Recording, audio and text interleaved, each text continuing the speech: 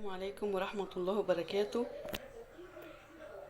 انا رجعت لكم بعد غيبة طويلة، معلش انا كنت عاملة حادثة والحمد لله ربنا قمني منها بالسلامة. الحمد والشكر ليك يا رب. اللهم صل وسلم وبارك على سيدنا محمد. جيت النهارده رجعت لكم بوصفة جديدة، حاجة حلوة سهلة جدا. جبت 3 كوبايات من اللبن، وكوباية من دقيق السميد، ونص او ربع كوباية سكر زي على حسب الرغبة. وكان عندي ريحة البندق زي ما انتوا شايفين، ومية المورد. ورحت حطاهم، كان عندي حتة قشطة او عندك حتة زبدة تحطيها، وكله على بعض وتقلبيه. وبعد ما بتقلبيه تسيبيه لحد ما يستوي، ورحت مفضيه في صينية. وبعد الصينية ديت كان عندي كيس اللي هو السكر المحروق، اللي هو بيبقى مع كيس الكريم كراميل، حطيته على الوش.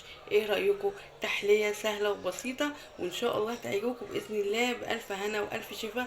واشوفكم في وصفة جديدة بإذن الله من مطبخ منوعات ماما مها. والسلام عليكم ورحمة الله وبركاته.